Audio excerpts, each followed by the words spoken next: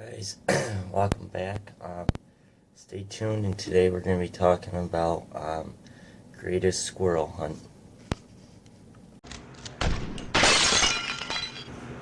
I'm Tyler Rommel. And I'm Skylar Mounds. You're watching AGEX'S. Guys, so my greatest squirrel hunt actually started in my own backyard. And I'm gonna make this short. But anyways, so I get dressed and get on my camo, grab my gun, my 177 Vantage, and anyways, so I grab that.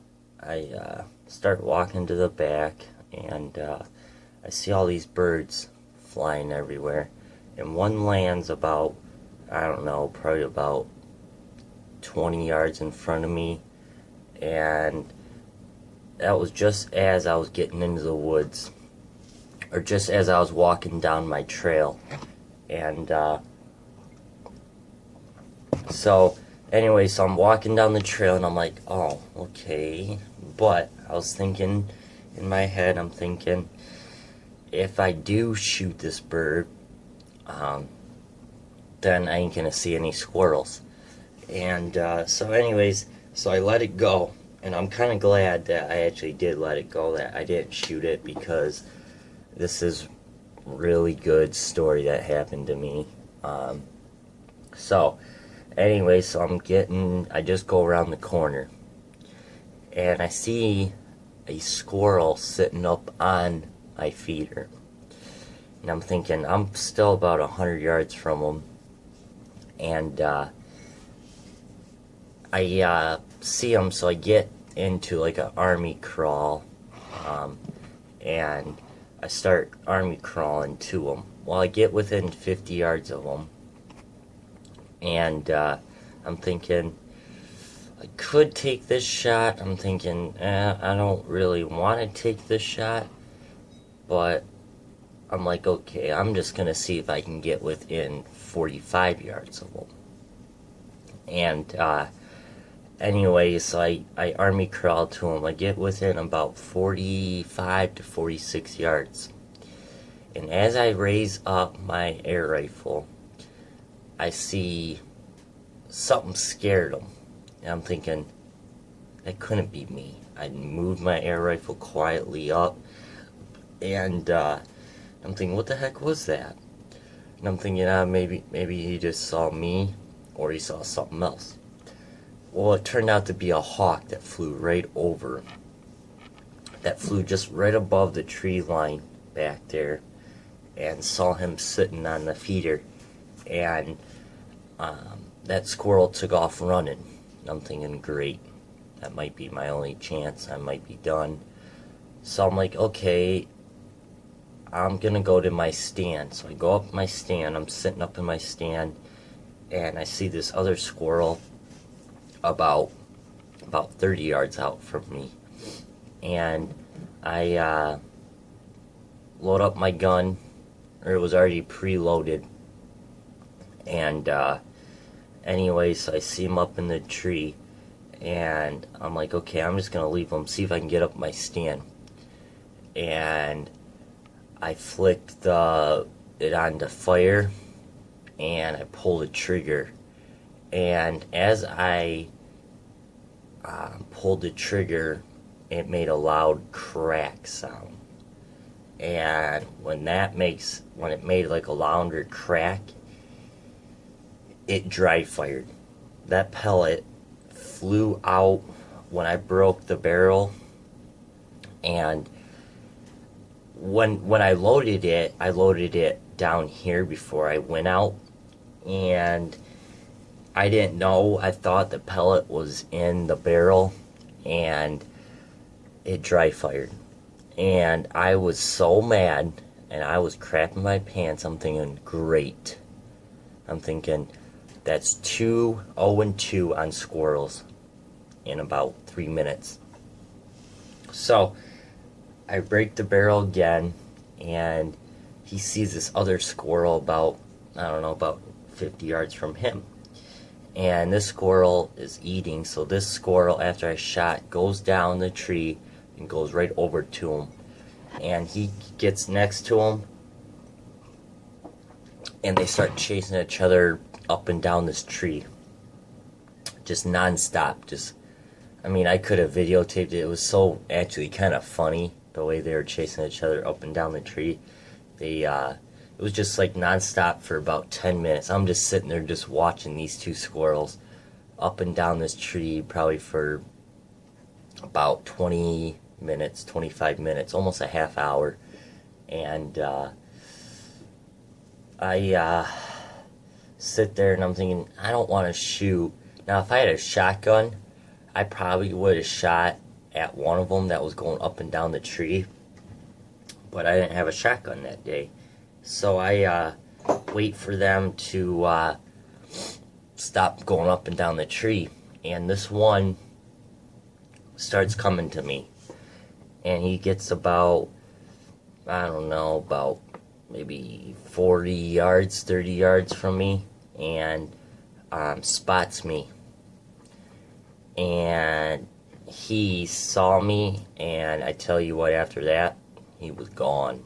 I did not see him again. He ended up running kind of near back where he came from, and took off, and I didn't see him the rest of the day after that. And so after that point, I was still sitting up there, and about a half hour goes by, and after that,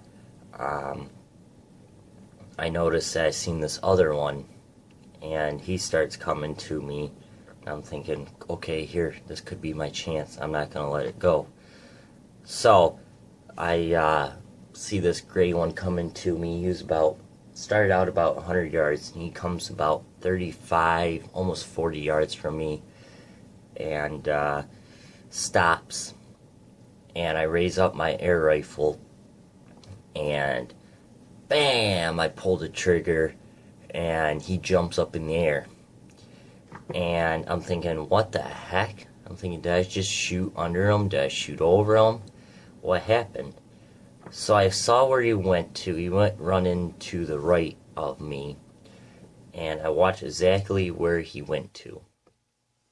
And after that, I'm thinking, okay, I'm just going to let him, give him some time so I don't have to rush him and make him run more. So I wait. And I'm waiting there, and I got this other squirrel feeder out there. It's just like a water bottle that's half cut. And I put my feet in there. So I see this other one coming, and he's coming to this other feeder. And he goes to that tree, and he's climbing up the tree, and he goes right to the feeder. So I had my air rifle up on that one again, and right as I had that one, my air rifle up on that one, he spotted my movement, getting my gun up. And when he first was looking at me, he was a perfect broadside shot. And when he spotted me, he turned and was looking at me. So I had my air rifle hold it up like this, holding it still as can be. I'm thinking, don't move. Don't move. He's looking right at me. And after that, then he goes, I think he knew it was safe. And then he goes back and eats. So he's hanging up in the tree. His back is pointing right to me. And I'm like, okay, here's my shot. This is it. I'm thinking, all right, so his heart, his vitals area would be like right here. I'm thinking, okay, I'm going to put the crosshairs right there. Bam! Pull the trigger. And that pellet hit his spine. And as it hit his spine, it went right through his spine and went right through his heart. And he didn't drop right out of the tree. I'm thinking, wow, what the heck? I was thinking, man, is my gun off today? Maybe maybe I should have taken a couple practice shots before I went out. And anyway, so I'm watch where he goes, and I watched where he went to, and I'm thinking, all right, I'm gonna give him some time too. So I give him time. I get down about a half hour. I get down, and I go right over where he was. And anyway, so I go over where he was, and I'm looking at the tree, and there's blood at the bottom of the tree. So I'm like, okay, that pellet went in, and he's gushing blood. So, anyways, I look over where he jumped at, and there was more blood. And I look over more, and there's more blood, and more blood, and more blood. I'm thinking, I don't see him. So I stop at the last bit of blood, and I look down, and I could see his tail sticking out of this dead tree that fell over, and he was buried right underneath it. And I could see his tail sticking out from underneath. So I'm thinking, yes, here he is. And if I didn't have a good blood trail, I would have never found him. And anyways, so I go and I grab him. I do all the cleaning and dirty stuff, and bring him up to the house. I was celebrating a little bit, stuff like that, because I was real excited. And so anyways, I bring him up, and I'm cleaning him, and I found the pellet. And the pellet went and broke his spine. And I didn't know that when it impacted him.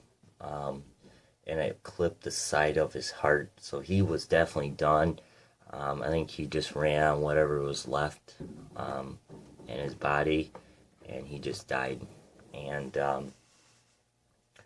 so this is just a little short squirrel season story I have here. I wanted to save this one for this time of the year when it's slowly starting to go away. So this one's going to be probably one of my last squirrel talk videos for the season. I'm going to try getting out this week and see if I can get another squirrel this week. And I have a couple shout outs to give here. Buckmaster Outdoors and Shoot to Kill Outdoors. Those are some great guys.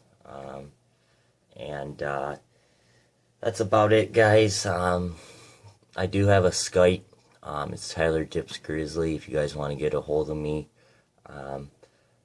And I do have texting, but I'm not going to tell my number right here. So just message me on Airguns Extremes Facebook page, or just add me on Skype and then ask me over Skype what's my phone number, and you can text me if you have any questions about what I recommend, stuff like that, and what kind of pellets I use.